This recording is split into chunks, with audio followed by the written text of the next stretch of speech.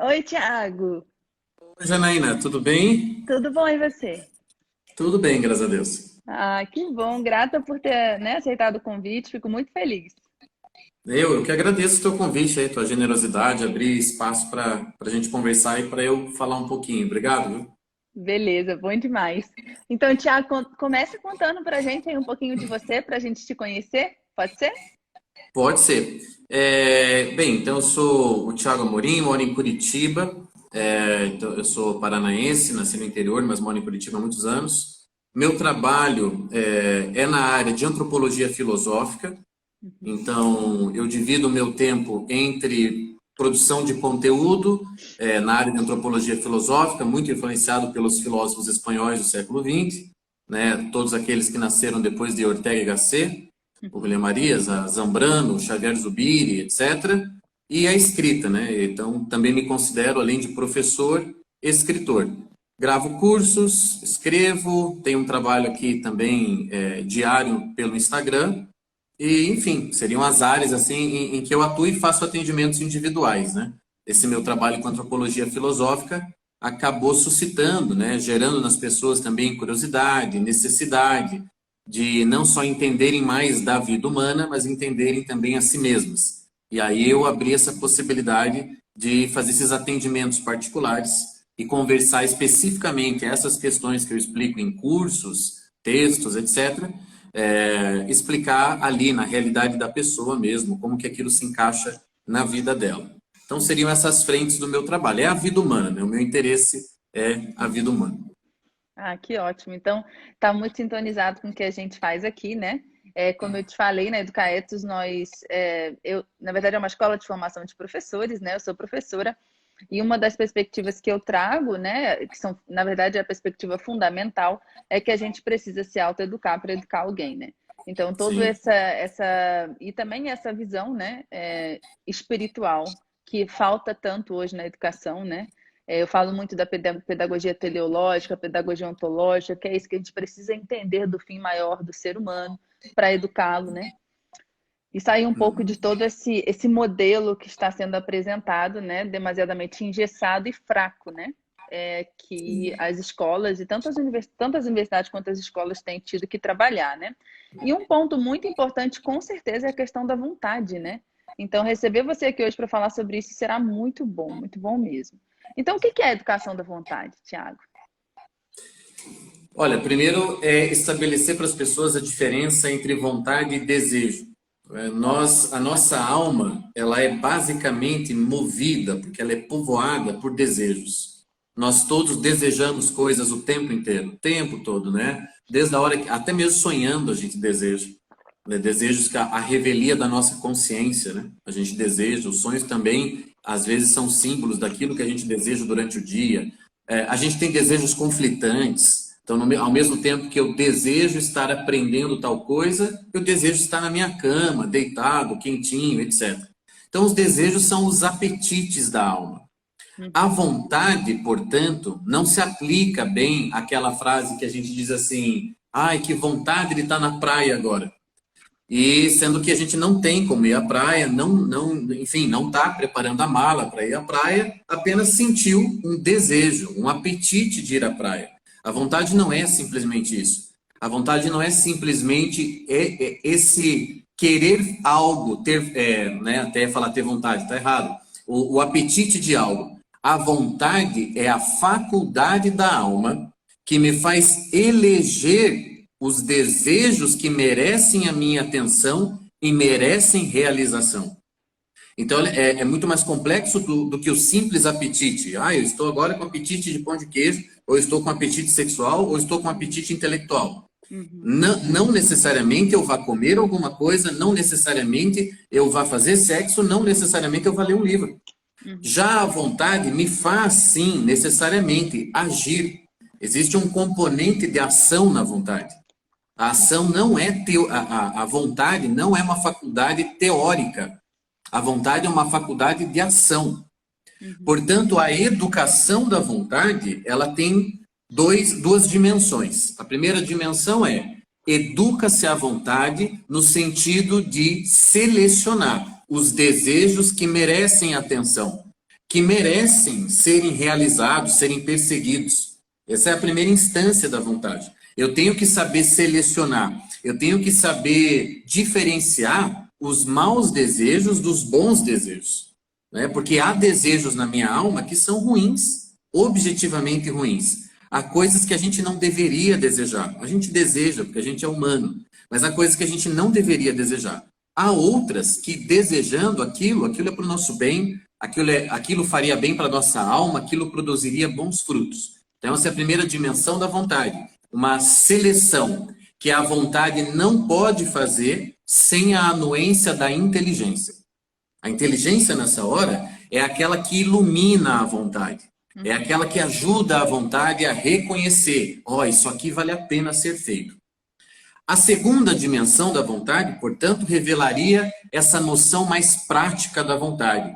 A educação da vontade tem que levar a verbos, a fazer, empreender, realizar, comprar, estudar. Ela tem que te levar à ação. Você estaria numa incongruência pessoal se você dissesse estar com vontade de algo e não estar fazendo nada para que esse algo aconteça. Entende? Isto não é vontade. Isto é o que o Olavo de Carvalho chamaria vontade má. Porque eu gosto muito do fato do Olavo não falar má vontade. Quando a gente fala má vontade, a gente suaviza a nossa falta de vontade, né? Ou a nossa vontade mal dirigida. O Olavo inverte os termos e fala, isso é vontade má. Ou seja, é aquela falta de realização, é aquela preguiça existencial, aquela falta de autoria, de concentração de existência, isso é bom para mim, isso não é, isso eu vou tirar da minha vida, etc. Então, para começar a falar de educação da vontade, tem que separar essas duas dimensões dela. Uma é, de fato, seletiva, se debruça sobre os desejos, consegue separar, olha, esse desejo não é bom para mim, eu não vou prestar atenção nele, e aí vale a pena abrir o parênteses, os desejos dentro de nós, eles morrem ou eles se fortalecem a depender da atenção que damos para eles. Não é? Como é que nasce um vício, né, Janaína? Um vício nasce de uma repetida atenção que você dá para um desejo. Os desejos não nascem fortes, né? Os desejos não nascem assim, quase impossíveis de serem negados. Eles se tornam fortes dentro de nós. Hoje em dia a gente fala muito da questão, por exemplo, da pornografia. Não é? Eles ficam fortes dentro de nós porque nós demos atenção para eles quando eles ainda eram pequenininhos. Nós demos atenção 1, 2, 3, 4, 5. A gente deu anuência para o desejo.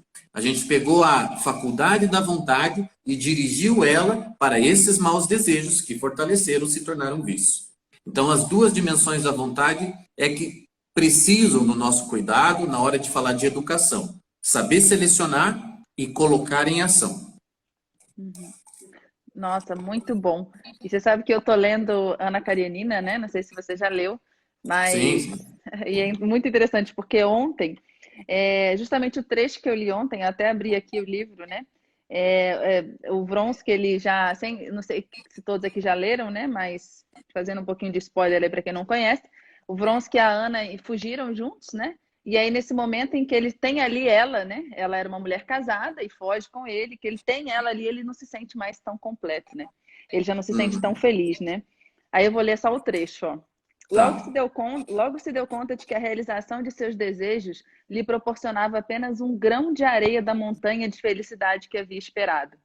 Tal realização revelara a ele o eterno engano cometido pelas pessoas que imaginam alcançar a felicidade por meio da realização dos desejos, né? Então, possivelmente nesse caso a gente está falando aí dos desejos maus, né? E com certeza, e a gente vê isso acontecendo exatamente na trama aqui, né? Por isso que é muito bom a gente ter acesso à literatura, né, Tiago? Porque a gente vai entendendo a própria vida, né?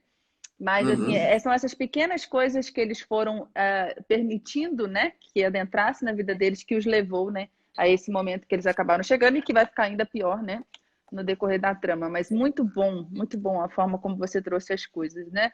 Essa questão de selecionar o que merece atenção, né? E a gente precisa da inteligência para isso, né? Como você falou, né? Para que a gente possa realmente filtrar, né? E eu acho que isso. Janaína, porque isso que você falou é muito importante, não queria perder. Porque sempre existe, pegando a Ana Karenina de exemplo, sempre existe aquele momento da nossa primeira anuência ao desejo. Sempre tem.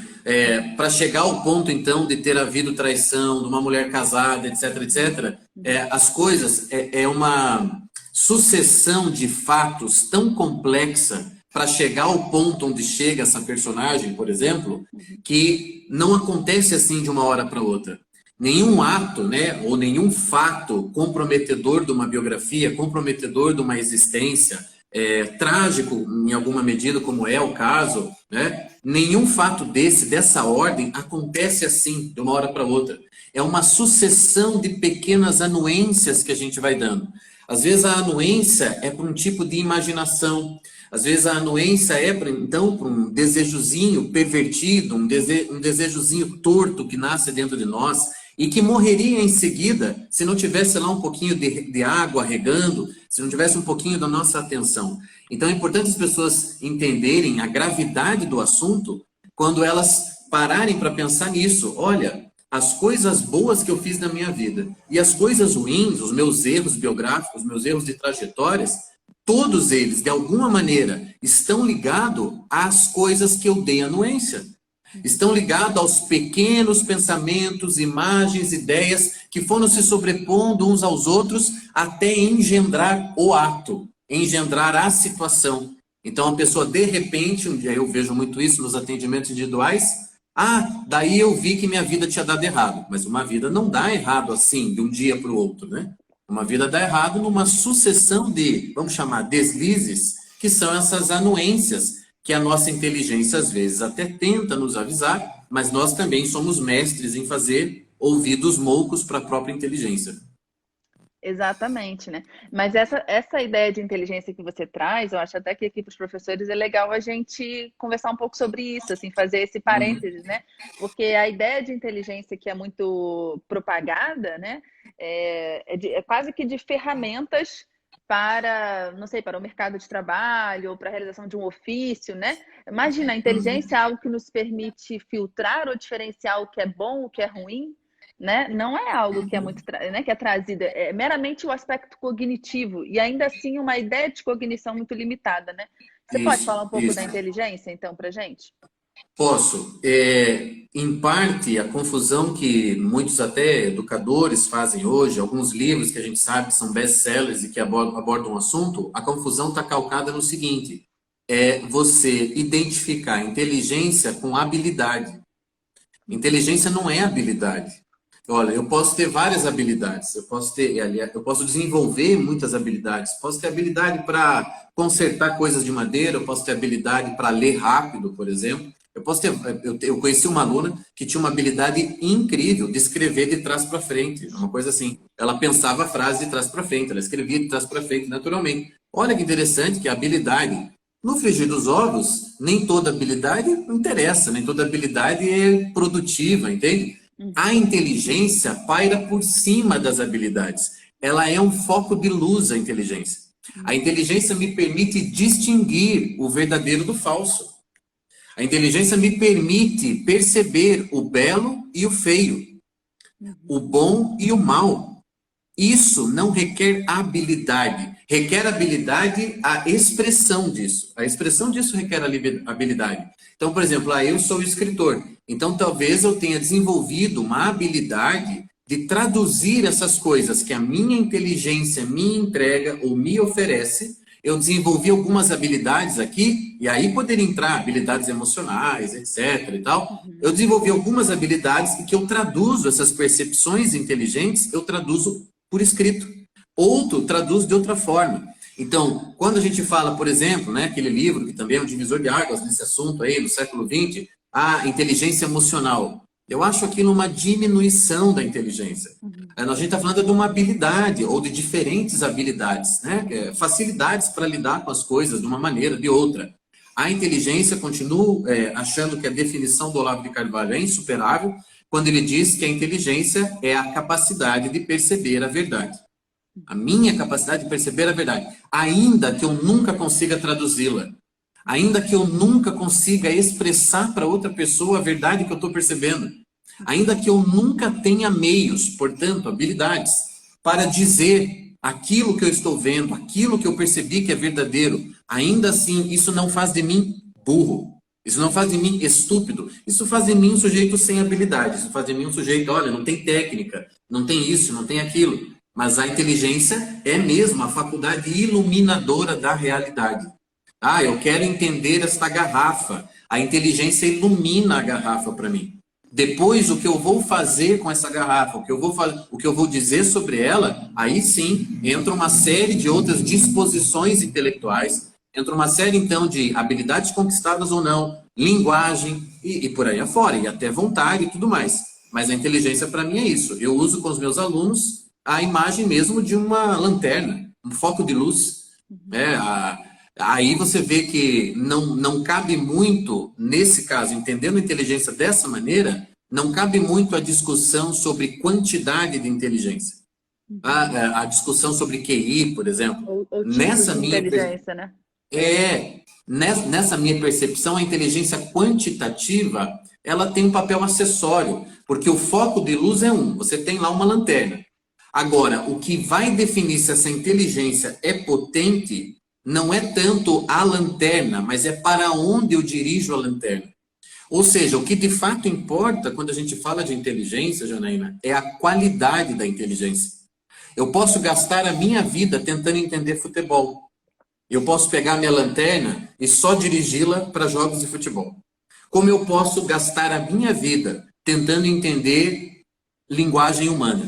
Entende? Então, o que vai acontecer? Não é que eu ficarei mais inteligente do que aquele que é especialista em futebol. Quer dizer que a qualidade da minha inteligência será uma e a qualidade dele será outra. E se a gente considerar Aristóteles, como eu considero, o verdadeiro mestre nesse assunto, né, enfim, para mim, o que se fala de inteligência filosoficamente falando é comentário a Aristóteles. Se a gente levar ele em consideração, a gente vai ter que admitir, existem objetos na realidade que são qualitativamente superiores a outros. Então, uma coisa é a gente pensar sobre a imortalidade da alma. Outra coisa é eu pensar sobre os últimos capítulos da novela da Globo. Então, se você não consegue perceber que estes dois objetos, que são dignos ou não da sua atenção, da sua energia, etc., que esses dois objetos são diferentes, qualitativamente falando, então você vai ter uma dificuldade bem grande de aceitar que o que importa na inteligência mesmo é a qualidade dela e não a quantidade.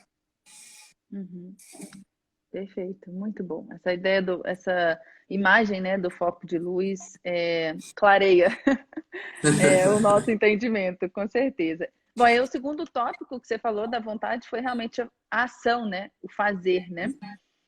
Agora a gente vê, né? Então vamos falar um pouquinho aqui dos nossos jovens, dos alunos, né? Que nós professores nos deparamos na sala de aula, né?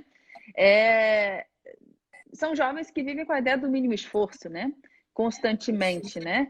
E a gente pode, de alguma forma, generalizar, sim. A gente vê isso em massa acontecendo, né? Seja o mínimo esforço da memória, eu vou estudar ali só no dia anterior da prova, e acaba que todo o sistema, como ele é estruturado, ele permite, né, isso. Mas também uma prostração diante da vida, né? É como uma frouxidão da alma mesmo, né? Sim, então, sim. como a gente...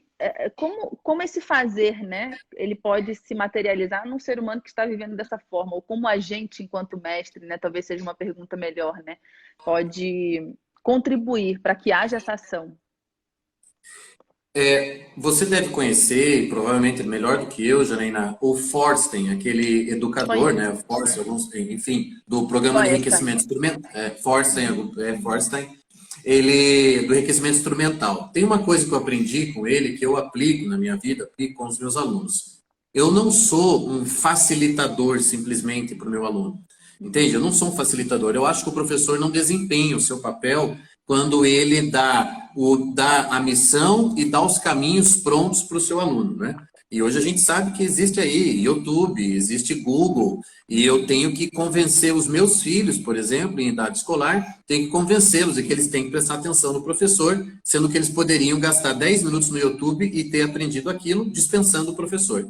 Então, mais do que nunca, essa nossa sociedade das coisas dadas com facilidade, e aí, de novo, as pessoas confundindo as facilidades do mundo moderno, que não são necessariamente ruins, mas estão confundindo as facilidades com o comodismo. Então, pera lá, é uma maravilha eu ter um negócio na minha casa, no meu computador, chamado Google. Olha que coisa maravilhosa. Eu posso entrar dentro da biblioteca de uma universidade com o Google. Eu posso acessar museus, eu posso fazer, enfim, posso conseguir PDFs, é um monte de coisa que eu posso fazer lá acessando o meu Google. Essa é uma facilidade, uma ferramenta. O problema é que parece que a educação atual não está simplesmente usando a favor dos alunos, portanto, da educação, essas ferramentas, essas facilitações. Ela está também se utilizando disso para criar comodismos, criar situações de falsa aprendizagem, né? Reprodução pura e simplesmente, né? Artigo dali, artigo de cá. Imagina o que seria dos alunos brasileiros sem Wikipédia, coitados, né? Ninguém passaria mais de ano sem Wikipédia. Nós, né? Não, pelo jeito você é da minha geração, não sei, mas nós, se você é da minha geração, você também teve que fazer trabalho com folha de papel ao maço, você teve que tua mãe teve que ir lá, se não tinha condições, tinha que emprestar, tinha que ir na biblioteca, de ter um mirador, de ter uma Barça, a gente passar um tempo lá pesquisando os verbetes, copiando na folha de papel, mas e só isso, já dava um trabalhinho lá, você tinha que se debruçar sobre a coisa. Então, me parece sim que o nosso problema hoje, e acho que esse é o desafio do professor na atualidade, e agora com redes sociais e essa a teleaprendizagem que a pandemia acabou também fortalecendo. O desafio do professor não é inventar dificuldades, mas é propor caminhos inteligentes para o aluno, que vão exigir dele, que não vai encontrar a resposta no Google, entende? Eu acho que a gente está abrindo uma era na educação, Janaína, que a gente não adianta mais fazer prova em que a pergunta você encontraria a resposta no Google. Não tem mais sentido fazer isso. Não tem mais sentido fazer aquelas perguntinhas bobinhas em que, né, as pessoas facilmente vão conseguir em 2 segundos a resposta. Me parece que essa educação tem que ser mesmo uma educação inteligente, uma educação que propõe desafios pessoais para a pessoa, que instiga a inteligência dela. Fala, olha, onde você quer chegar? Ah, você quer chegar lá? Então considere esse caminho, aquele, como você faria para fazer isso, aquilo e aquilo outro. Querendo ou não, nós vamos ter que acabar admitindo que a educação pessoal, personalizada, é mesmo o melhor caminho, como já aconteceu muitos séculos atrás, que depois a gente acabou abandonando. Nós temos as salas de aulas abarrotadas hoje no nosso sistema atual. Eu dei aulas, eu fui professor de escola também, fui coordenador pedagógico. Eu dei aulas em turmas de 200 alunos. Isso não é educação, né, Janine? Isso é qualquer outra coisa. Isso é produção, é um produto que fica saindo no final da máquina lá. Você produz um monte de coisinha igual. Então, me parece que a gente volta de novo àquele ponto. Não adianta. Educação de verdade, ela é personalizada. Eu vou ter que reconhecer aquela pessoa que é o meu aluno. Eu vou ter que propor desafios para ela que instiguem a inteligência pessoal dela. Ela não vai conseguir a resposta disso no Google. É só nisso que eu acho que dá para investir mesmo em termos de educação hoje em dia. Concordo, com certeza. Está muito alinhado também ao que a gente fala por aqui, né? E até a forma como o conteúdo ele é exposto, ele é trazido na sala de aula, né? Por muitas vezes ele ser trazido de uma forma muito factual, assim, estruturado, né? No mesmo molde que você encontra lá no Google, né? As crianças elas acabam não passando desse nível da memorização, que também ela é importante, né? Mas para o nível do verdadeiro entendimento, né? De como é que as coisas se conectam. Então, eu costumo dizer para os professores o seguinte: se na sua sala de aula você ensina alguma coisa, você dá um conceito ou alguns conceitos, né? E os alunos não perguntam por quê, para quê, mas como, ou né, não conectam isso com outras coisas que você trouxe. Eles simplesmente recebem aquela informação, anotam no caderno e ponto. Não está funcionando de verdade, né? O que está acontecendo ali na sua sala de aula não é aprendizagem de verdade, né? E o interessante disso tudo, você ter mencionado, né, a educação personalizada que nós já tivemos, né, é que muitos dos teóricos atuais, né, que se colocam aí como salvadores da educação e os criadores, né, inventando a roda, eles não mencionam que, na verdade, em tempos idos aí nós já tivemos educação personalizada, sim. Com certeza. Se a gente for ler o Ratio Studiorum, é um documento que eu cito muito aqui no Educaetos, é o Ratio Studiorum, né, das escolas jesuíticas, você vê lá claramente que é uma pedagogia ativa, ou seja, todo mundo entendia, né? todo mundo não, mas enfim, já se entendia, né, antigamente, que para que a pessoa aprenda, ela precisa estar ativa, ela precisa estar pensando, ela precisa estar atenta, né? E ela precisa ter essa vontade que a gente está conversando aqui, né? Essa Sim, busca pelo sim. conhecimento, porque fala um pouco da sua trajetória, né, nessa busca pelo conhecimento, que acho que isso vai ser importante, né? O que eu vejo é que os professores, quando eles estão diante da dimensão de tudo que eles têm que estudar, e isso acontece com os professores da Educaetos, que eles percebem, nossa, caramba, não me ensinaram nada na faculdade, no mestrado, no doutorado. E eu sou uma Aham. professora que tenho vivido isso, né? Eu tenho que estudar muito para correr atrás do prejuízo, realmente, né? Da educação que eu recebi, de 13 anos de escola e também de todos esses estágios, né? Às vezes os professores sentem um desânimo, né? Será que eu vou conseguir estudar isso tudo? Será que eu vou dar conta? Eu nunca li um clássico, como é que vai ser agora e tal, né? E se sentem assim, meio até sem ação, né? Porque nós não estamos acostumados a ter um esforço, né? Realmente, né? Só que é Sim. possível ter uma caminhada intelectual sem esforço? Não tem, né? Porque enquanto você estava falando, eu estava me lembrando aqui de uma frase. O princípio agente do conhecimento é o aluno. O aluno é o princípio agente do conhecimento, não é o professor. Nós estamos numa inversão de papéis. O professor é o mediador. O princípio agente é o aluno. Então, assim, o que que eu quero saber? O que que eu preciso saber? Não existe livro difícil para quem quer saber o que está escrito lá. Isso não existe. O que existe é o seguinte: dificuldades iniciais, é óbvio. Então vou pegar aqui e vou abrir o livro do Platão. Vou abrir aqui um diálogo socrático. Nunca li Platão, mas é óbvio que você vai ter dificuldade. É óbvio que você vai, nossa, se sentir uma besta quadrada na primeira leitura. Mas então, cadê teu brio, né? Cadê tua vontade? Então, você quer ou não quer saber o que está escrito aqui? Você vai depender sempre de interpretadores? Você vai depender sempre dos comentaristas? Você não vai querer ir mesmo na fonte? Só que daí entra uma outra questão. O que que você quer aprender? O nosso sistema, ele é falho também, Janaína, porque ele quer que as pessoas, os alunos, seja na escola, seja na faculdade, ele quer que as pessoas aprendam as mesmas coisas. E é isso que é a receita do fracasso, entende? Então, a gente está falando de personalização da educação, a gente tem que levar isso mesmo, sabe, ao mais radical da compreensão dessa expressão. Porque eu aprendi na minha vida, você perguntou da minha trajetória intelectual, o que que de fato eu aprendi, Janaína? O que eu queria saber. Eu, Tiago, eu aprendi o que eu quis saber. Eu acredito piamente na teoria da iluminação divina de Santo Agostinho. Né? Eu sou cristão e não só por ser cristão, mas também porque intelectualmente eu acho que as coisas são assim mesmo. Deus ilumina aquilo que eu quero e preciso saber. Ponto. Se eu não preciso ou não quero saber uma coisa, de fato, eu não vou entender aquilo. E aí entra num campo que é justo o campo onde eu mais atuo dentro da minha antropologia filosófica. E que eu questiono as pessoas sobre isso. Mas você quer mesmo saber tal coisa? Tem certeza que você quer?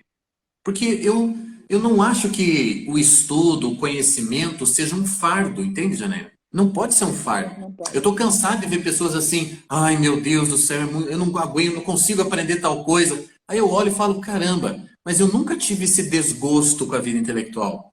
Eu já fui dormir muitas vezes me sentindo um burro, claro. Essa é a coisa mais. Aliás, é uma das coisas maravilhosas da vida de estudos. Você percebeu a sua ignorância? Você percebeu o teu tamanho? Eu sempre digo assim, ó, você está se sentindo um pouquinho soberbo hoje? Está se sentindo um pouquinho vaidoso? Abre uma página ali do Lavelli, abre uma página do, sei lá, de Tomás de Aquino, abre uma página de quem quer que seja. Você vai dormir assim, entendeu? Do tamanho que você tem que dormir. Então, assim, você se haver com as suas dificuldades, você reconhecer que você ainda não sabe, é parte do processo e, na verdade, eu considero uma delícia do processo. Sabe? Eu não considero ruim isso, não. Eu digo para as pessoas, se está pesado para você, se está muito pesado aprender tal coisa, se está muito pesado descobrir isso ou aquilo, acessar tais livros, olha, tem alguma coisa errada do ponto de vista pessoal, biográfico. Talvez você esteja se enganando. Talvez você não devesse estar estudando matemática, talvez você devesse estar estudando, sei lá, qualquer outro assunto, talvez você esteja fora da tua área. Porque eu acredito nas palavras do Cristo, né? Meu fardo é leve e meu jugo é suave. A minha vocação, se ela é um peso para mim, e estamos falando aqui com professores, se a tua vocação de conhecimento é um peso para você, olha, sinto dizer, você pode ter errado na vocação, porque não é para ser. E outra coisa, Janaína, que é triste, triste, triste, e os professores que estão nos ouvindo, eu acho que vão reconhecer isso, vão me entender. Eu trabalhei em várias escolas, eu dei aula em escola particular, eu dei aula para educação de jovens e adolescentes, eu dei aula para terceira idade, eu tenho uma experiência legal assim com educação.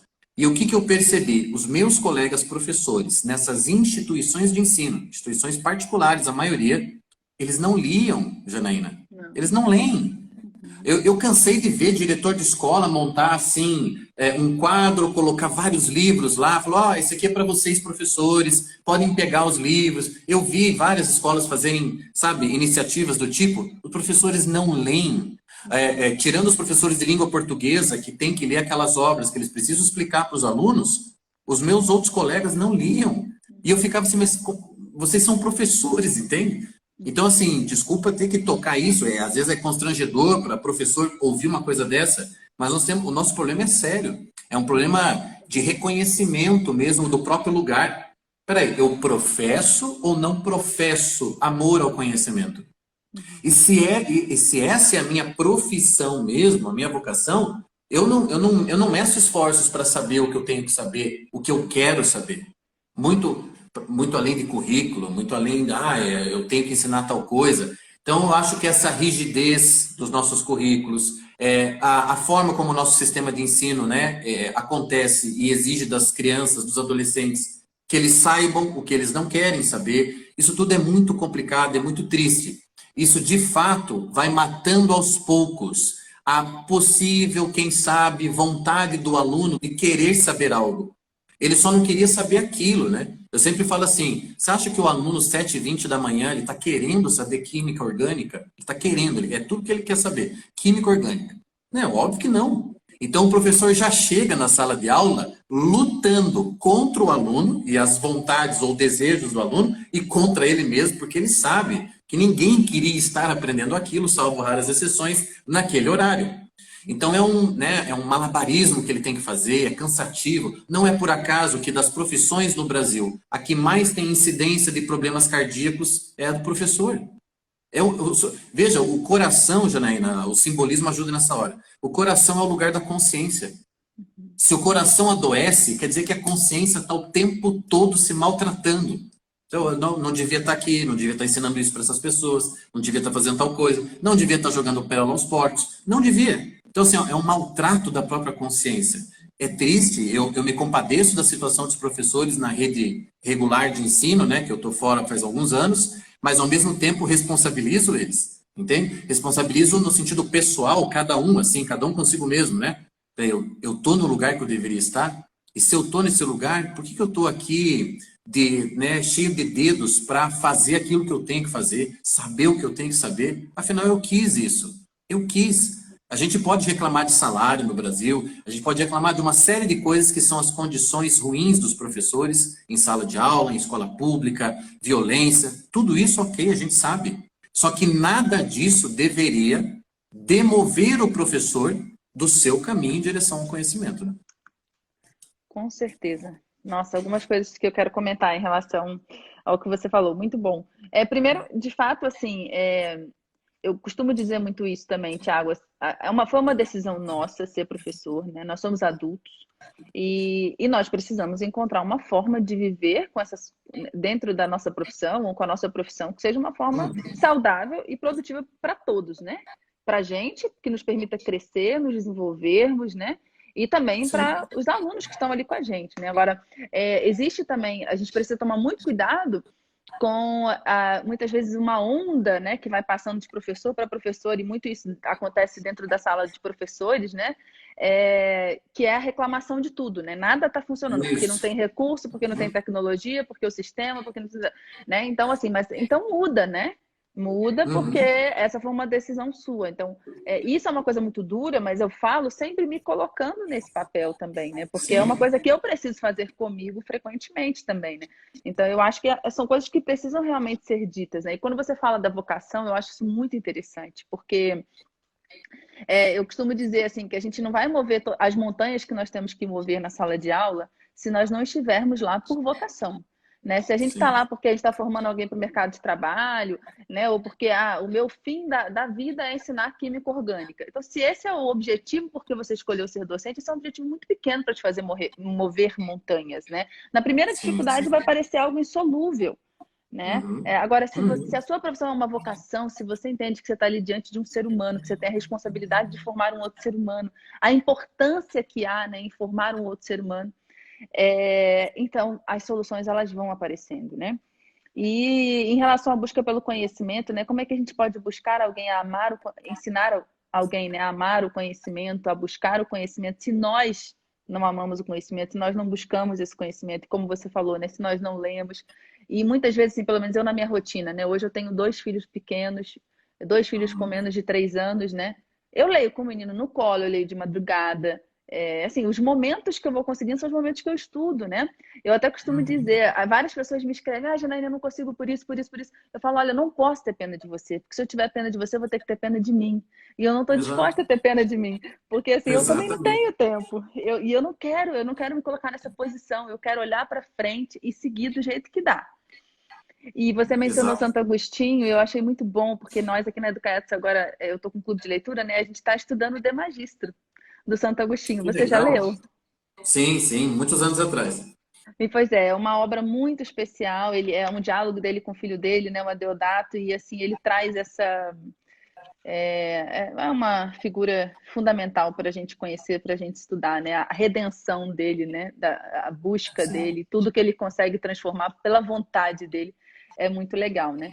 Bom, e aí eu fico pensando, né, o, a gente estar perto de pessoas ou estar junto de pessoas que buscam esse conhecimento, né, que tem essa vontade que querem se iluminar, vamos dizer assim, ter o foco na busca pela verdade, isso faz a diferença? Ou tanto faz se a gente tem amigos que também buscam isso? Como é que é a importância dos amigos, né, nessa caminhada?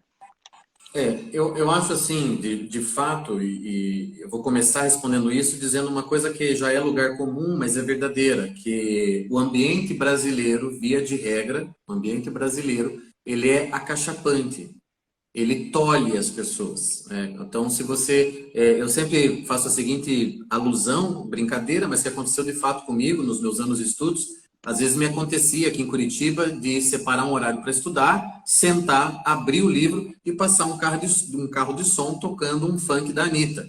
E aí pronto, acabou, né? Eu tenho um poder de abstração bastante considerável, mas tem coisas que não dá para abstrair, né? Então, o ambiente brasileiro é um ambiente, isso vem desde a época da colônia, Janine. Imagina, o Brasil ficou anos, anos, anos, né? Nós entramos no século XIX, nós ainda estávamos lutando contra aquela proibição de circulação de livros no Brasil, né? Por um bom tempo, Portugal, por várias razões, sem querer demonizar Portugal, mas por várias razões, Portugal ali não impedia a circulação de livros. Então, assim, nós temos uma história brasileira, que é uma história mesmo assim muito triste, muito vergonhosa. É uma história anti-conhecimento, contra a cultura, entende? Em que a cultura no Brasil, ela acontece, quando ela acontece, é por duas razões, Janaína. Ou a cultura nasce num espírito subversivo, então você tem o nascimento do intelectual, um nascimento de um artista, de um escritor, de um músico, que ele acontece a revelia da sociedade, a revelia do sistema. Então nasce o Mário Ferreira dos Santos, que é maior do que todas as universidades brasileiras juntas, e nunca deram bola para ele, nunca levaram ele a sério, mas o homem é um gênio da raça, um gênio. Então ou nasce assim a cultura brasileira, ou nasce patrocinada pelo Estado.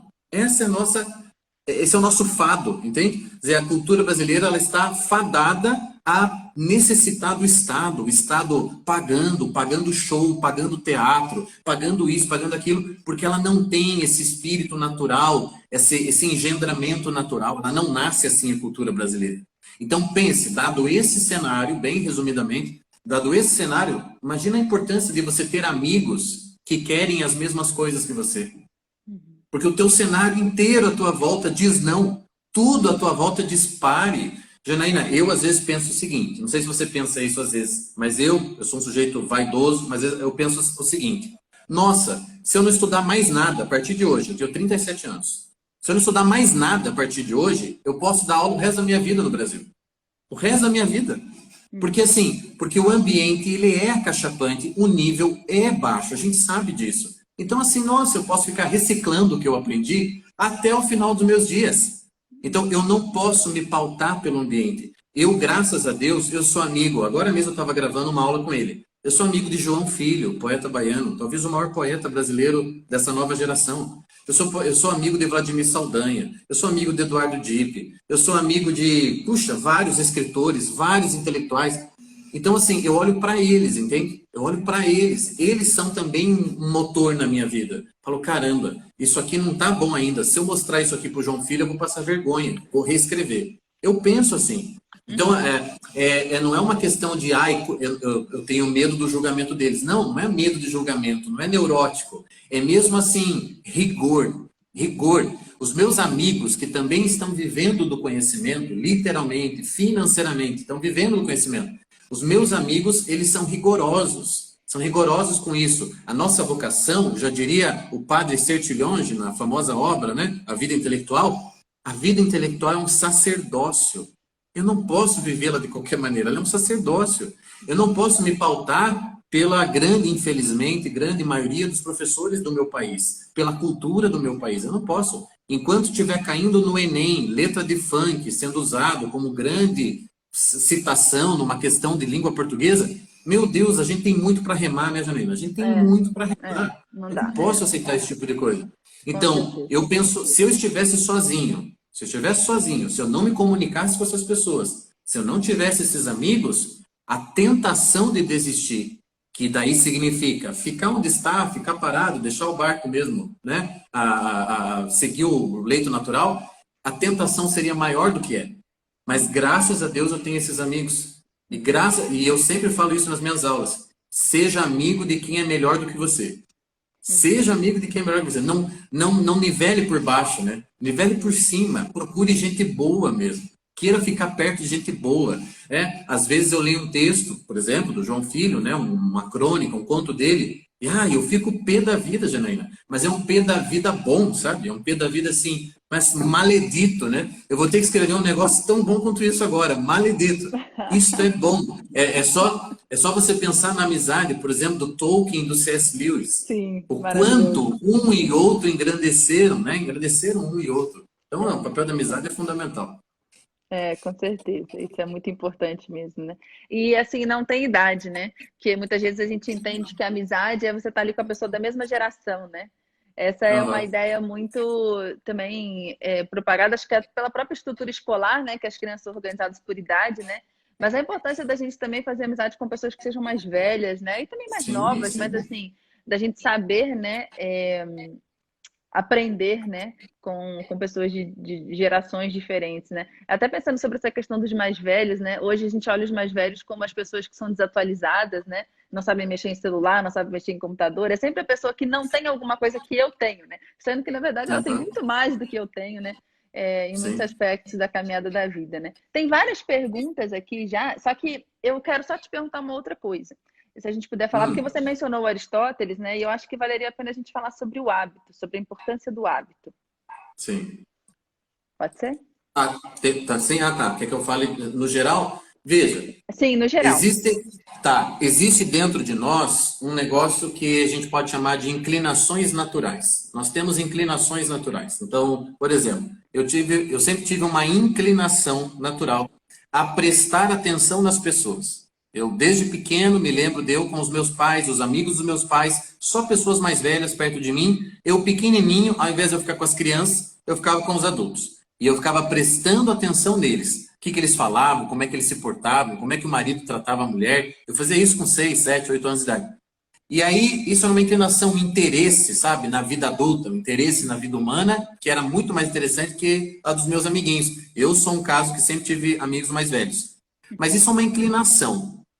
Disso, tornar um hábito consciente de estudar a vida humana, compreender o ser humano, estudar psicologia, né? Ter o hábito de destinar um tempo para reflexão nisso, vai uma longa distância.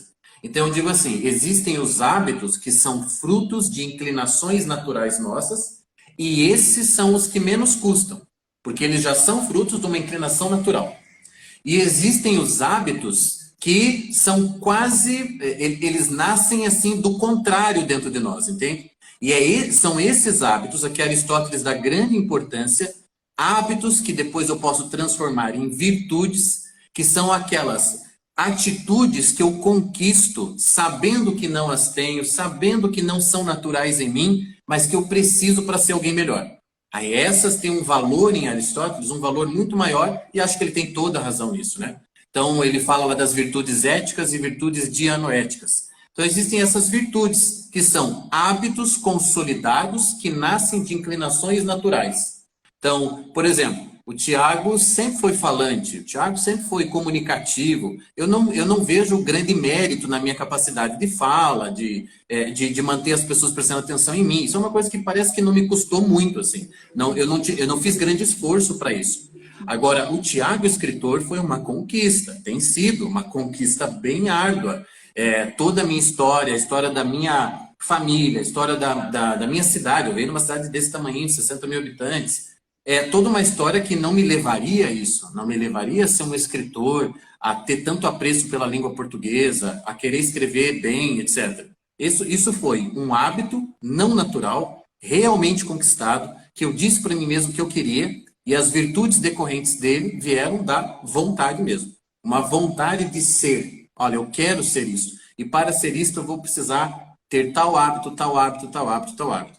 Por exemplo, uma coisa que é bastante contrária ao Tiago, que é a disciplina. O Tiago não é uma pessoa disciplinada, mas para a escrita é preciso disciplina.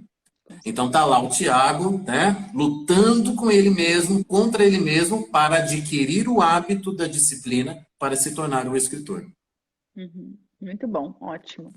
Então já temos aí uma boa noção, né, do que nós precisamos fazer. Muito legal. Deixa eu ver aqui as perguntas do pessoal, porque senão eu vou fazendo só as minhas, né?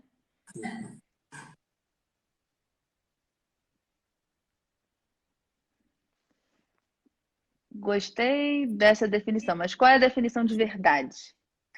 Ih, rapaz, pode abrir uma nova live agora, porque, enfim, existe um texto que eu indico para as pessoas aqui, não é um texto fácil, tá? Vai ser um texto, vai exigir bastante de você durante a leitura.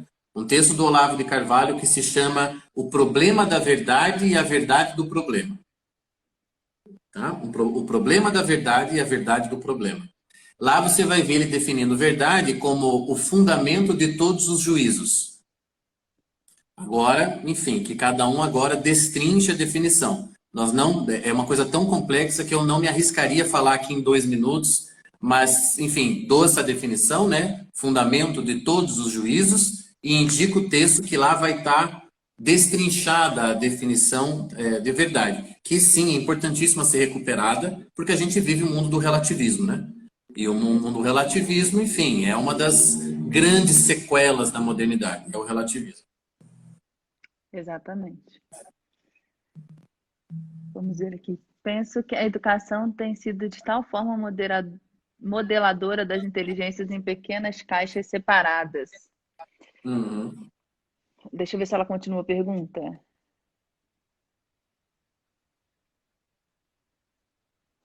Eu acho que ela... Que vemos os alunos sem acreditar em si mesmos como capazes. Ficou um pouco confusa, mas eu acho que ela quis dizer, acho que ela está aludindo ao fato de que hoje o nosso sistema de ensino, ele depende da fragmentação do conhecimento. Ele depende da fragmentação, porque nós vivemos o tempo, né, o reino dos especialistas. É até nome de livro, né, Ditadura dos Especialistas. Então, tem que ter lá a química orgânica e a química inorgânica. Tem que ter biologia molecular e a outra biologia. Tem que ter isso e aquilo. Então, você apresenta para o aluno o mundo em partes mesmo. Você apresenta o mundo em gavetas. Entretanto, a experiência dele da vida não é em gavetas. A experiência dele é de totalidade. Esse é o drama. Quando você vai para a noção grega de educação, a famosa paideia, né? Tem até o famoso livro do Jagger, lá, do Werner Jagger, você vai para a noção de paideia, você vê, tudo cresce junto, a realidade inteira. Então você tem que ter formas de abordar a realidade e a complexidade dela. Você dividi-la vai trazer frutos num sentido, a ciência moderna é fruto disso, mas o noutro vai fazer você ter experiências fragmentadas da vida. É por isso que às vezes a gente não encanta o aluno, né? A gente apresenta a realidade para ele mastigadinha, e isso desencanta mesmo. É só ele pensar no que ele pode fazer numa, sei lá, umas férias na praia, que é mais interessante. Porque as férias na praia vão ser uma experiência de totalidade. Se ele estiver aberto, se ele estiver desperto, né, vivo, as férias na praia pode de fato mesmo ensinar mais do que um semestre. Uhum, uhum. É verdade. Com certeza. E eu estou tentando tirar a caixinha da sua frente, mas aqui travou. Travou até para Ah, abrir aqui para aliás, eu poder. adorei isso, Janaína. Me ensina como é que você faz, porque eu nunca tinha visto isso. Como é que você faz? É uma interrogaçãozinha que tem aqui embaixo, as pessoas escrevem a pergunta ali. Aí eu vou Ah, projetando. É bem que simples, é legal, bem simples. Só que que travou legal. tudo. Hoje, gente, travou tudo. Eu não consigo nem projetar outras perguntas. Eu vou ter que ativar os Tá. comentários aqui. Mas só em relação a isso, né? é, a gente pensar, né? Como o professor Rafael Falcon fala muito disso, né? Do método, vamos dizer, de Bernardo de Chartres e tudo mais, né? Que é você pegar um texto, né? Seja um poema épico, por exemplo. Esse é um trabalho hoje que a Amanda está fazendo, que está sendo muito legal, com os Lusíadas. Aí, a partir do texto, você começa a estudar todo o resto que está ali envolvido naquele texto, né? Tanto a Uhum. própria linguagem, a linguagem em si, que é fundamental, mas aí você entra na história, você entra na geografia, né? Então, aquilo vai fazendo um sentido para o jovem, para a criança que está estudando, porque está dentro de um contexto de uma narrativa que, inclusive, ele vai se envolvendo querendo saber o final daquela narrativa, né? Chegar ali ao final. E a forma como a gente apresenta hoje é muito difícil realmente gerar esse engajamento, esse envolvimento, porque as pessoas nem entendem muito bem, elas não conseguem entender por que elas estão estudando aquilo, né? Qual que é o sentido daquilo dali. E aí acabou a aula de química, de repente entra matemática num contexto totalmente diferente, acabou, entra a língua portuguesa e as coisas não dialogam, né? E consegui. Essa essa compartimentação, ela realmente tem sido na verdade o pensamento ele não funciona dessa forma, né? A gente quer trazer para o pensamento uma forma de uma estrutura que não é a forma como funciona naturalmente dentro de nós. A gente conecta todas as coisas, a gente relaciona todas as coisas, né? E é só a partir disso que a gente consegue identificar padrões, né? E aí não apenas compreender, como chegar no nível, inclusive, de criar coisas e tudo mais, né? A partir de toda essa conexão de múltiplos fatores, né? Vamos ver Essa aqui, acho que agora coisa, eu vou. Pode falar. essa coisa de recuperar um pouco a noção antiga grega, né, de educação, no século XX o Edgar Morin tentou fazer isso. Ele tentou, de novo, trazer a ideia da pedagogia complexa, né? Não é a mesma Uhum. coisa lá dos Não, antigos, mas ele é uma tentativa de propor de novo a discussão, né? Por que que a gente fragmentou tudo? E a outra coisa que eu queria falar, aproveitando o que você disse, para os Uhum. professores que estão nos ouvindo, eu acho que está faltando também de nós, assim, dos professores, confiar mais na inteligência dos nossos alunos. Uhum. Entende? Confiar, porque eu acho que existe uma natural inteligência para o que é bom, belo e verdadeiro. Isso.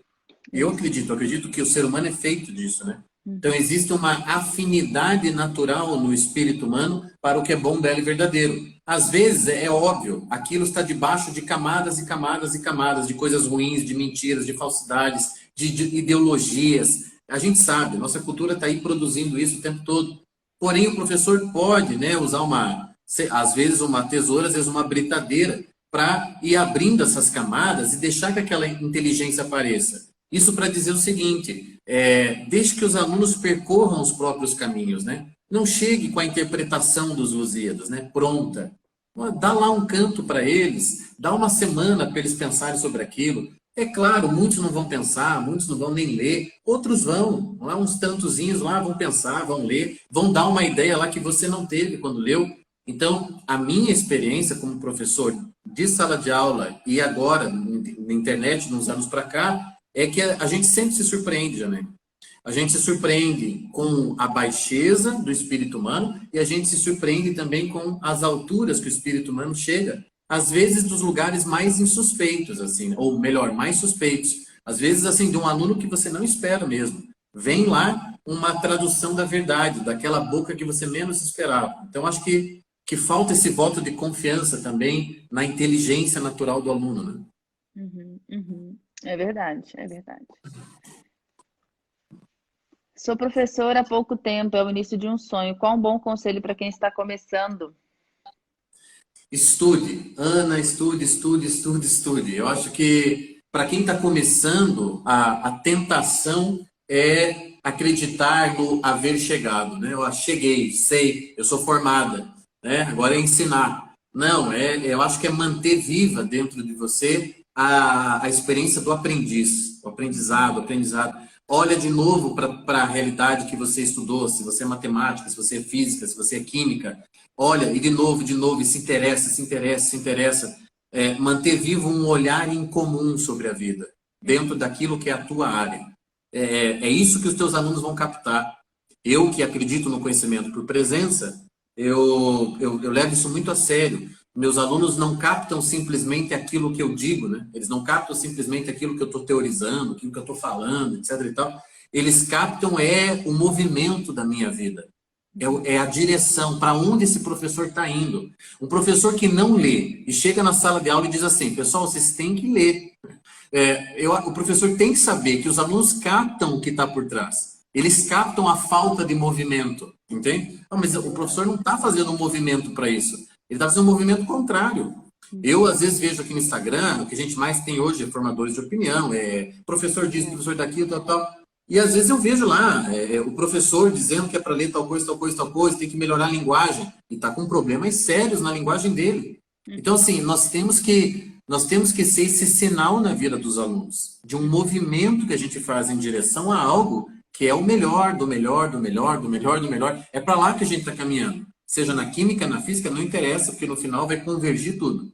Né? É aquela coisa, você aprofunda, aprofunda, aprofunda uma coisa, você encontra um universal lá. Quando você aprofunda uma coisa, você encontra um universal. Esse é o paradoxo, né? É como o Tolstói falando de literatura. Se queres ser universal, seja regional. Então, entende o paradoxo? Quer dizer, eu vou falar aqui da minha vila, vou falar da minha cidade na minha literatura. E se eu souber falar dela, se eu tiver mesmo um espírito atento, ela será universal. O mundo inteiro pode se interessar pela minha vila. Nossa, isso é muito interessante, né? Isso é muito forte, é muito legal. Ana Trovão. Ah, com essa força aí. Ah, olha só, trovão. Ó, já vai dar 1 hora de live daqui a 1 minuto, mas podemos responder mais uma?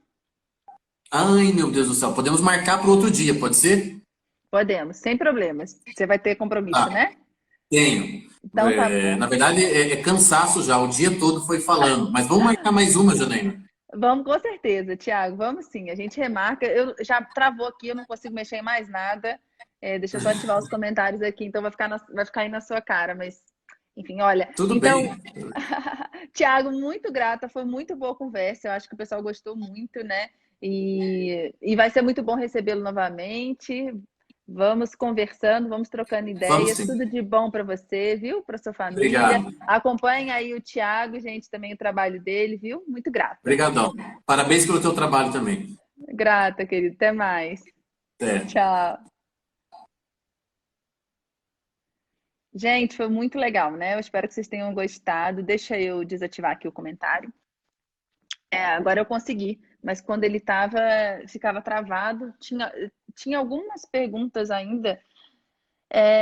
Eu vou ver se eu printo aqui, tá? Deixa eu ver aqui o que que é. Ah,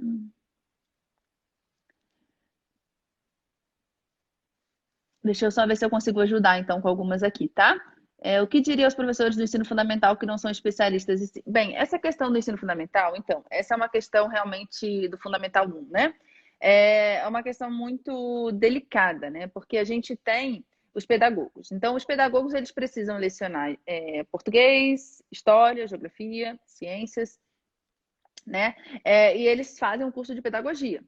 E no curso de pedagogia, eles não aprendem nem tanto português, nem tanto história, nem tanto geografia, nem tanto ciências. Depois eles são submetidos a isso, né?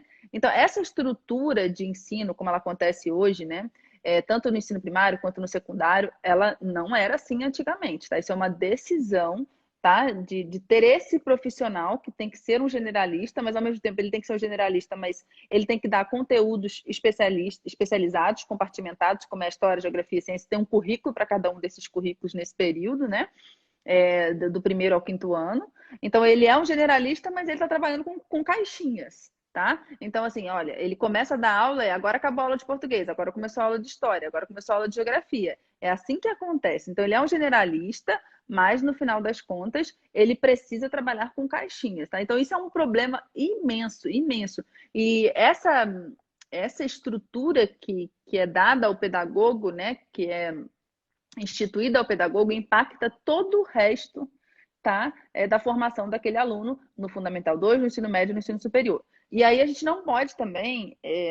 existem algumas questões para isso. Primeiro o professor realmente ele não é bem formado, tá? E existe também um problema das prioridades que se estabelece para esse período do ensino fundamental 1, tá? Então, eu diria que como prioridades, com certeza, é a linguagem, tá? E a matemática, tá? Então, no caso da linguagem, de que vale a gente já querer trabalhar pensamento crítico já na primeira série? O menino está começando a se alfabetizar e a gente já está lá pedindo para ele analisar um texto, dizer se ele concorda, se ele não concorda. Desde no segundo ano fica essa paura para trabalhar com gêneros literários e não sei o que, e definir os gêneros. Agora você vai aprender uma carta, agora você vai aprender... Então, a gente acaba ocupando o escasso tempo de língua portuguesa com coisas desnecessárias e, além disso, a gente vai trazendo nas caixinhas a história e a geografia desconectadas do estudo da linguagem, tá? Então, por exemplo, essa própria ideia que eu trouxe, né, do Bernardo Chaves, como eu falei para vocês, né? Inclusive, eu vou começar a comercializar aqui na Educaetos os cadernos geográficos que eu estou fazendo, né? Eu sou geógrafa, não sei se vocês sabem aí, todos que estão aí nesse momento, né? Eu sou geógrafa ao longo dos anos lecionando geografia e fui percebendo, e também, né, graduação, mestrado, doutorado na geografia, que existe uma complicação muito grande na geografia, que com essa ideia de currículo espiral, a gente vai e vem estudando mapas, cartografia, cidade, campo, e a gente não chega a lugar nenhum.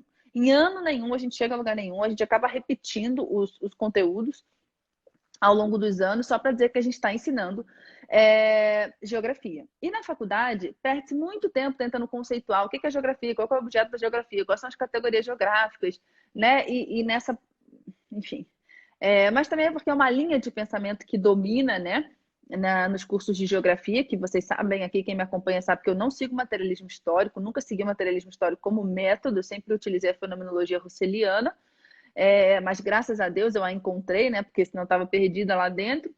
Mas assim, então a geografia fica perdendo muito tempo com coisas que aí no final das contas, o que a geografia ensina, né? Então eu estruturei, eu organizei, né, o ensino de geografia a partir da lateralidade, né? Então como a gente vai trabalhando habilidades básicas, né, de lateralidade, de direita, esquerda, de posicionamento, né? Saber como você pode se situar realmente no espaço, né? E são vários exercícios, são mais de 100 páginas de exercício no primeiro caderno. Aí o segundo caderno, eu já vou voltar para essa pergunta, vocês podem achar que não, mas eu vou voltar. Aí no segundo caderno é o sistema de referência universal, daí eu começo a trabalhar norte, sul, leste, oeste, os pontos cardeais, os pontos colaterais, e também, junto disso, gente, eu vou trazendo diversas histórias. A coisa não vem assim seca, tá? A gente vai trabalhando diversas histórias, e aí, junto das histórias, os alunos vão fazendo os exercícios para desenvolverem essas habilidades. E aí a gente vai falar sobre a rotação da Terra e tal, né? Que a Terra é redonda, que a Terra roda, e assim, como é que se faz um planisfério, né? Então, por que é preciso ter os meridianos, os paralelos, né? E como é que eles são estruturados e tal, assim. E vamos falar sobre as navegações, tudo bem contextualizado. Daí a gente chega no terceiro caderno. O terceiro caderno é sobre clima. Então, nesse momento, a gente vai estudar a base, o fundamento de toda a existência, que é o Sol, né? Então, o Sol fundamenta toda a existência, né? Quando o professor Tiago, inclusive, falou da luz, né? Do foco de luz, logo me lembrei, né, da imagem do Sol veio na minha cabeça, né? Então, é ele que rege tudo o que acontece aqui na Terra, né? E aí, a partir disso, ensinar o clima de um jeito que a pessoa possa parar, olhar lá fora e interpretar o que está acontecendo ali. Interpretar o que está acontecendo ali. né? E aí, a partir disso, a gente entra nos cadernos temáticos. A gente vai começar a estudar geografia pela carta de Pero... Aí é o quarto caderno, a carta de Pero Vaz de Caminha. A gente vai utilizar toda a carta de Pero Vaz de Caminha para estudar todo história e geografia já combinado, tá? Então, por que eu tô falando isso para vocês? Porque uma das coisas que eu fui percebendo é que o Fundamental 1 fica lá, sendo obrigado o pedagogo a ensinar geografia, né?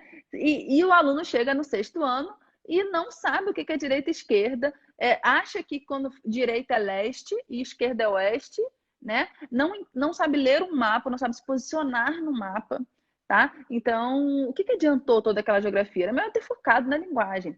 Então, eu proponho uma geografia que pode ser trazida nesse contexto da primeira infância, ali do Fundamental 1, ali sexto ano até desculpa, primeiro ano até o quinto ano, e depois os cadernos temáticos mais para o Fundamental 2, ensino médio. Mas, gente, eu mudei, né? Porque se eu ainda fosse carioca, eu falaria mais. Só que já estou aqui em Minas Gerais, ó, vai fazer 8 anos que eu estou aqui em Minas Gerais. Morei 3 anos em Goiânia, morei 9 anos em Brasília, então realmente não resta outra coisa a não ser falar mas. Então, mas esses cadernos servem para todos, inclusive adultos. Adultos, porque nós também não temos uma lateralidade bem consolidada. Então, a primeira pessoa que tem que fazer somos nós, todos, pais, qualquer pessoa. E aí depois os pedagogos, né, poderem também aplicar isso de uma forma consistente. Aí a geografia dá um sentido, né? Você está auxiliando a pessoa a viver nesse planeta, tá? Ela se posicionar quando ela sair da casa dela, criança, né? A ela ler um mapa, e ela também poder interpretar os fenômenos da natureza que ela observa pela janela dela ou quando ela sai fora de casa, tá? Então a geografia ganha um sentido, é esse sentido que eu quero dar para a ciência, tá? E a história, é claro que ela é muito importante. Você está falando que a criança não tem que estudar história? Não, não é isso que eu estou falando. Só que a história ela precisa vir de uma forma para a primeira infância. Primeira infância, sim, né? Eu estou falando do Fundamental 1, não estou falando do ensino infantil. Mas no ensino infantil, com certeza. No ensino infantil, tá todo mundo sabendo que tem que usar literatura, tá? Tem que usar livros, tem que ter leitura em voz alta, tá todo mundo concordando com isso, ok? Chegando no Fundamental 1, muitas escolas esquecem disso e começam a trazer a história seca, né? A história sem vida. O que é a literatura? A literatura é a história com sangue circulando. São pessoas, são personagens reais. Olha que interessante aconteceu hoje aqui na live com o Thiago. O Thiago falando uma coisa, eu me lembrei do quê? De uma cena que eu li ontem, né? No livro da Ana Karenina. E logo no início da live, então, eu fui e citei essa cena que eu li, né? E ele estava falando de uma ideia, de um conceito, mas eu logo me lembrei do personagem do Vronsky, aqui dentro do livro, que ele está vivendo exatamente, né, a materialização disso, né? Então eu consegui compreender o conceito que ele trouxe muito melhor, porque eu estou vivenciando, né, junto do Vronsky, toda a trajetória de vida dele, né? Dele e da Ana Karenina. Então vejam só, a história ela é fundamental, não é verdade? Mas a história ela precisa vir acompanhada para as crianças, para todo mundo, né? Claro, até hoje, olha só, aconteceu comigo, mas principalmente para as crianças, ela precisa vir acompanhada do sangue que circula, que é a literatura. Tá? Então, a situação do pedagogo, eu posso dizer para quem é pedagogo, Adriana, não sei se você é pedagoga, que a situação ela é muito complicada. A situação é muito delicada, tá? Então, realmente, o professor ele é generalista em partes, porque ele precisa trabalhar compartimentado, ele não recebe formação para isso, e as coisas não acontecem exatamente como deveriam acontecer. Aí, a matemática também é um ponto delicado, tá? E daí a ordem que é colocada para ensino de matemática não é a ordem ideal para que se faça isso, tá bem? Então, existem muitas coisas que estão invertidas, o Sérgio Morcelli explica isso muito bem, vale a pena acompanhar. E aí os alunos não desenvolvem realmente uma base matemática. Então, como é que já chega no ensino fundamental 2? Tá? No quinto ano isso já acontece. No sexto ano, então, isso já está consolidado. Matemática é difícil, eu não sei matemática, eu não consigo fazer matemática, matemática é horrível. E assim vai. E daí quando entra física, química e tal, a bagaça fica pior ainda. Querem que eu responda mais uma?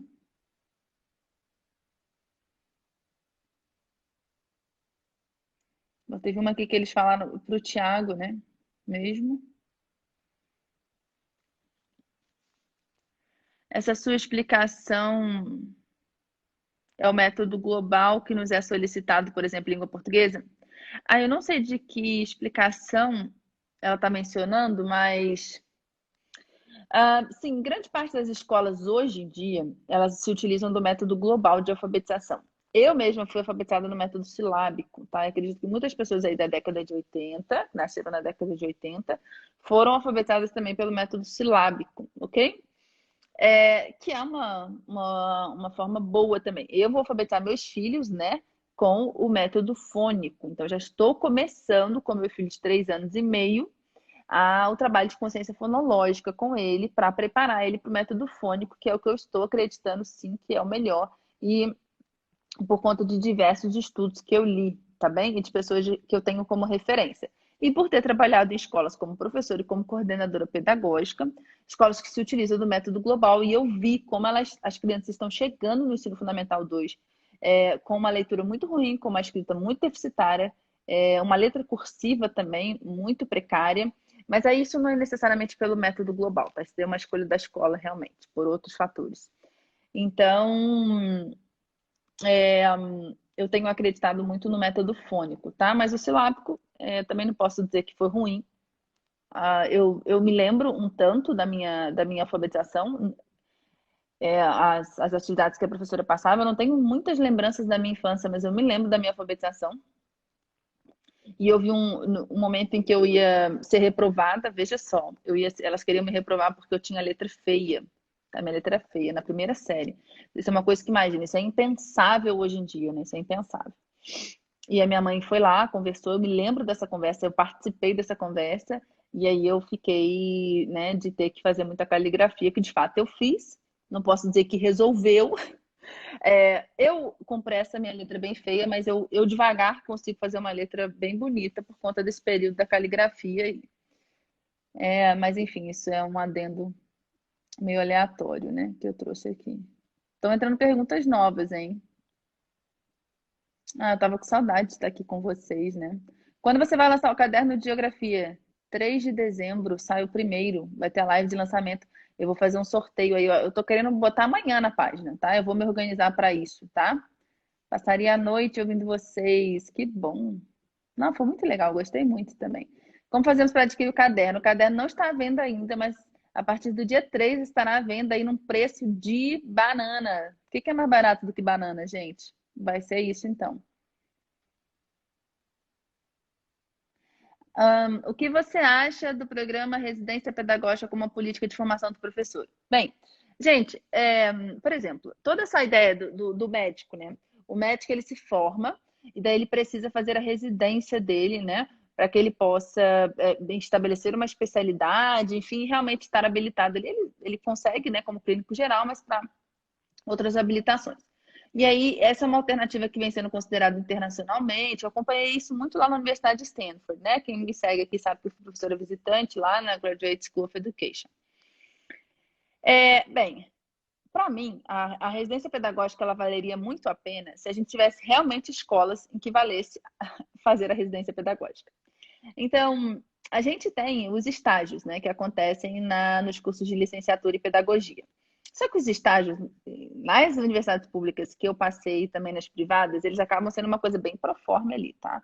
Eu vou numa aula ou outra, aquele professor, ele não necessariamente acompanha, né, aquele futuro professor ali, o professor, né, oficial da disciplina não necessariamente acompanha o futuro professor, a coisa fica bem bagunçada. Muitas vezes o professor da disciplina de estágio na faculdade, ele não é tão comprometido assim, então ele não acompanha tanto, ele não faz uma escolha tão criteriosa. Você vai lá na Secretaria de Educação, acha uma escola, bate lá e pronto. Então, assim, você tem uma residência, quando você tem escolas modelos, escolas que realmente estão indo na contramão de estudo que está sendo propagado e da própria estrutura da BNCC, aí eu acharia bom. Mas nessa estrutura que está agora, sinceramente, gente, eu tô achando melhor a gente fazer esse movimento pela gente aqui, tá? A gente se movimentando para isso e tal, e encontrando caminhos, né?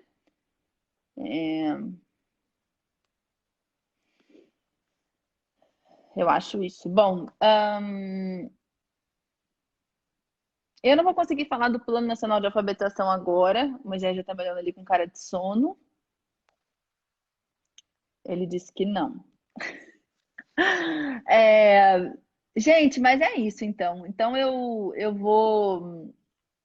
Depois eu vou dando mais notícias para vocês. Então, deixa eu só finalizar com essa notícia. Então, olha só. No dia 3 de dezembro, a gente vai ter o lançamento do Caderno Geográfico, do primeiro, que é o Sistema de Orientação Espacial Pessoal, nosso que topete. E aí, depois, a gente vai lançar o Sistema de Referência Espacial Universal, que é o de Norte, Sul, Leste, Oeste e tal. Mas eu vou dar um tempinho para vocês. Eu fiquei pensando em lançar os dois juntos, mas o segundo não está totalmente pronto, eu ia ter que correr muito e ao mesmo tempo acho que vocês começando com um é melhor. Depois a gente já vai em dezembro. Você sabe a data, Mui? Pra me dizer? Dia 9? Que começa a jornada.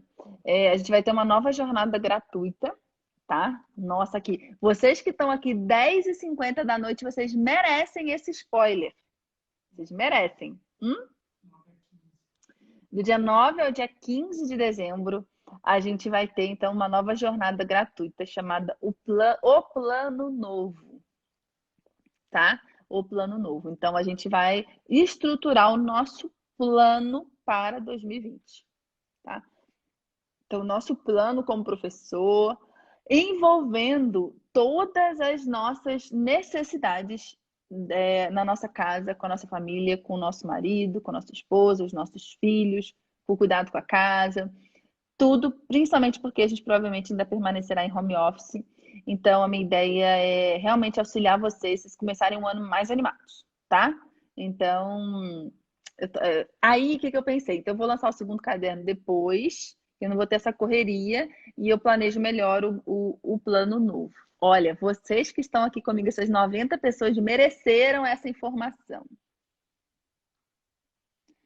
Ai, gente, olha só. Eu não sei quem tá chegando hoje aqui na Educaetos, por favor. Fala aí, eu. Então, quem tá chegando hoje faz o seguinte, digita um aí. Quem tá me conhecendo agora. Vamos ver se tem iniciante aí. O que acontece, gente? Além de ser professor e tudo mais, fazer cadernos geográficos, ter o curso de aprendizagem ativa na prática, que eu ensino, né, professores a terem alunos ativos e motivados. Eu tenho uma escola de professores, que é uma escola em que eu ensino os professores a gerarem renda extra, tá? Com aulas particulares, mentorias e tudo mais. E também tem um clube de leitura lá dentro e outras coisas muito legais. E ainda tem mais uma coisa que eu faço, tá? É por isso que eu disse na live que eu não posso ter pena de quem me diz que não tem tempo, porque senão eu teria que ter pena de mim. E de fato, gente, eu faço muita coisa mesmo, tá? Mas aí eu escrevo histórias infantis. Então eu criei uma editora chamada Afetos. É por isso que a Fátima está perguntando. A Fátima me acompanha muito aqui. Bem-vindos, viu? Todos que estão aqui pela primeira vez. É uma alegria recebê-los. E aí a gente está no financiamento coletivo e tal. Bom, a gente já está com 65%. Vamos torcer para a gente alcançar. O primeiro livro que eu estou publicando é A Viagem da Gota de Água. É uma história. Gente, sabe que uma coisa? A Viagem da Gota de Água é uma história super geográfica. É a história do ciclo da água, né? Mas contada de uma forma poética. Gente, então vamos dormir, né? Eu acho que vale a pena. Não, calma aí. Apareceu uma pergunta aqui da After School Sagrada Família. Ajudamos pais a fazerem a complementação dos estudos dos filhos dependendo da escola. Tem um conselho? Nossa, isso é muito legal. Uma vez me perguntaram se eu abriria uma escola. Eu até falei isso na live que eu fiz com o João Malheiro. Eu falei, olha, eu não poderia abrir uma escola porque eu ia ser muito chata com os pais, né? Eu ia ter regras.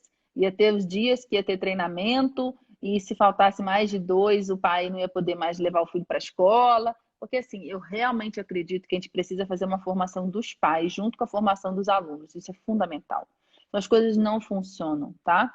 Então, hoje, com videoaula e tudo mais, se vocês não puderem receber mesmo no momento presencial, quando as aulas voltarem efetivamente, se vocês não puderem fazer, dos pais irem lá, abram um curso lá na Hotmart, sabe? Entrou na escola, aí o pai tem que fazer o curso lá, fazer todas as aulas, lá você consegue ver a porcentagem, depois tem que marcar alguns encontros para conversarem, para tirar dúvidas, ou presenciais também, dependendo da possibilidade.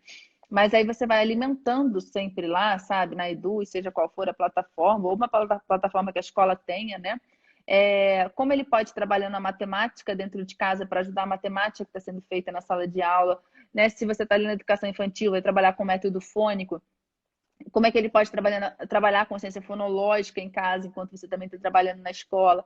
Por exemplo, né? Tanto no ensino infantil quanto no ensino fundamental 1, a questão da leitura em voz alta, né? Dicas de bons livros que eles podem adquirir, como fazer uma boa leitura em voz alta, uma leitura passiva, depois uma leitura ativa, né? Então, essas coisas todas precisam ser trabalhadas com os pais também, tá? E principalmente o ponto maior, né, é a questão da moral. Então, quais são os limites que vocês estão dando na escola e como é importante os limites também serem dados em casa, tá bem? Porque senão a educação ela não flui verdadeiramente, né? O desenvolvimento intelectual ele vem acompanhado, né, dessa noção de limites, de regras que precisam ser seguidas, né? E isso, os contos de fadas nos trazem isso de uma forma muito boa, de uma forma muito profunda, né? Eles permitem que a gente consiga visualizar isso, né? Aquele texto do Chesterton, né? Do conto de fadas traz muito isso, né? Que é a ética dos contos de fadas, né? Tá bom, meus queridos. Grata pela presença aqui hoje. Muito bom. Depois nós vamos marcar nova live com o professor Tiago também. Uma alegria receber aí quem está pela primeira vez. E até mais. Tudo de bom. Eu vou finalizar com a minha frase clássica, que eu sempre finalizo todas as lives. Vamos juntos humanizar a educação? Tchau, gente. Tudo